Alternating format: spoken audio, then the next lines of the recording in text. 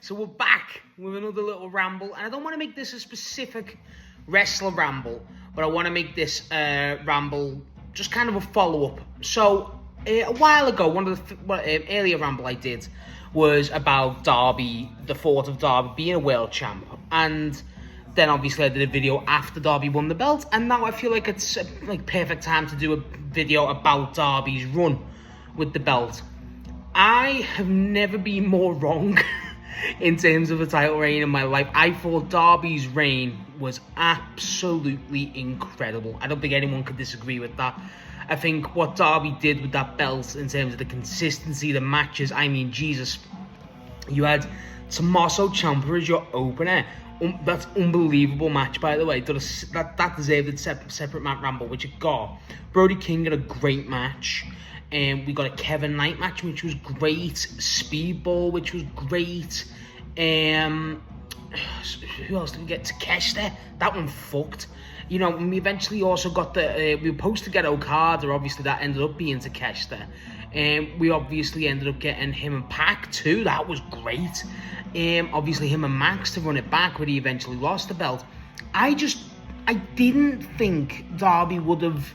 I think the presentation of Darby this really helped Darby Allin. And I want to kind of just ramble about Darby separately a bit, because I like Darby Allin. I've always liked Darby Allin. I think Darby Allin's a very entertaining wrestler. I think Darby Allin's fun as hell. I just think he's a very good, like, establishing guy of what AEW is and who's an AEW guy. And I love that he got that moment, because he deserves it. He really does. There's not a lot of other people who deserves that moment. And I think how they presented it and how they just went, fuck it, let's just go, ironically enough, all in on Darby was very well earned. I mean, Jesus, you look at what Darby Allin done with that belt, and again, like, I just think it really, like, I think AEW's had an issue with face champions for a while, and I think that's fair to say. And Darby being a face, but the way he is as well, like, the matches were all great, they were all unique. And I think it's the most defenses we've had in a reign, which is insane. And like, the more it's gone, it's like, Jesus, like, it's only been like a week or two, but it's like, Jesus, I just want it back. I just want the Darby reign back. It was great. It was a great example of what to do with these short, like, transitional reigns. And like, even though it's a transitional reign to give it Max back, I don't fucking care. Like, that moment where he won the belt, I was still skeptical at the time, and I'm like, well, that was a bit weird. But honestly, fucking hold my hands up, completely wrong. It was excellent. I think it does a lot for Darby's credibility too. I think Darby Allin, again, I like Darby. I need to preface that. I really like Darby Allin. I think Darby Allin's really entertaining. And that's what it all sums up to be. But Jesus, the guy now has a world title to his name. That's such an elevation in a very esteemed world title decision as well. You look at the other people who've won that belt. Kenny Omega, debatably the greatest wrestler of all time. Jon Moxley's up there. Chris Jericho's up there. Samoa Joe's up there. Swerve Strickland's a modern great. Hangman's a modern great. Bryan, in my opinion, is the great. Max is a modern great. You know, there's a lot of people who have won this belt who you're like, oh my god, and even even Punk, you know what I mean? Like, I just feel like what Darby did, he represented AEW what it needed to be. And I think, as a whole, there's not a lot of guys they could have done who could have give that to work that well either, to be honest. I think you got to give Darby all the credit in the world for that. And now, honestly, now that if that's Darby's only ever world title reign, I don't think it will be. I think they'll give him it back eventually, because it was an experiment, and it works so fucking well. So well, there's no notes on it. I think they nailed it. There's no notes for me. I feel like, and the way they did the story too, where, like, don't get me wrong, they had one, like, match where I was like, okay, shouldn't have done that, which was Guevara, and that's bias. But it was like, the way they done the story of, okay, we're going to do Darby, but we're just going to have Darby be the most Darby Allin shit ever, where he just goes all in on it, and then he'll eventually tire himself out. And that's such a good story to do. And it feels like again, it fits Darby's character too, to be like, look, okay, let's have Darby be reckless in the way, because we all know Darby Allin's reckless, Jesus Christ. But in a way that's still kind of beneficial to the fans and stuff. And so anti-MJF. I thought that was really fun.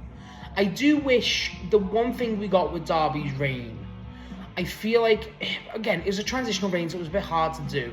I feel like you could have done a bit more story with it, but I don't think that was ever the intention. I don't think you intended to Darby to have this big feud. And honestly, Darby, what else do you need from Darby? Again, you just go for it. Like, how long was the reign? Like a month or two? Not even 2 months. It was like, he defended that belt twice a week and had like I don't even forget how many defenses he had. He had like at least 10, it felt like. What, Guevara, Max, Brody, Kevin, Speedball, Pac, Takeshita, and Matt. And did I include Max? That's 8. That's 8 at least. Do you know what I mean? Like, that's a lot. And it's like, I just feel like that's really, again, just credit to him, credit to Darby, credit to AEW, whatever you want to say. I think they absolutely smashed it. Absolutely smashed it. And again, it's the amount of I've seen some Darby Allin fans. I know some Darby Allin fans. I am a Darby Allin fan. Not to the extent that, like, you know, he's my guy or anything, but it's like, Darby's fans are ridiculously devoted. They're ridiculously loyal. And, you know, they're really good, like, you know, really loyal to the guy, and they really love him. And he's got that, you know, power to do that. And honestly, to see the emotion that he brought out in those people. Darby Allin's entrance, by the way, one of the best ones. Not even just because of the music. It's where the crowd just all goes and you're saying, Darby, because you know what, you're going to get some mad shit out of the guy. And I think it's going to be interesting to see what they do after when he returns now, because obviously Kevin turning on him, that was a bit of a weird one. But then obviously Darby, I think Darby versus Kevin, obviously that makes more sense to run back. But I don't know, I just feel like Darby in general, it's elevated his stock, and I think they didn't ever need to do that. And I still think, again, I cannot eat my words enough on it. I really enjoyed the reign. I thought it was great. And I think they smashed it. There's no notes on it. I just wanted to really just kind of ramble about how much I really enjoyed it. I think they deserve credit for it, and honestly, fair play. Everyone, this should be an example. Ignore what I say, because I don't have a fucking clue. So yeah, that's my thoughts on Darby's title reign. Obviously ended now, but let me know what you thought of Darby's reign, and let me know what you think of Darby Allin as a whole. I just felt like I had to just come back and go, okay, here's what happens, and here's what I thought about it. But yeah, let me know what you thought of Darby and his reign, because I thought it was absolutely stellar. No notes.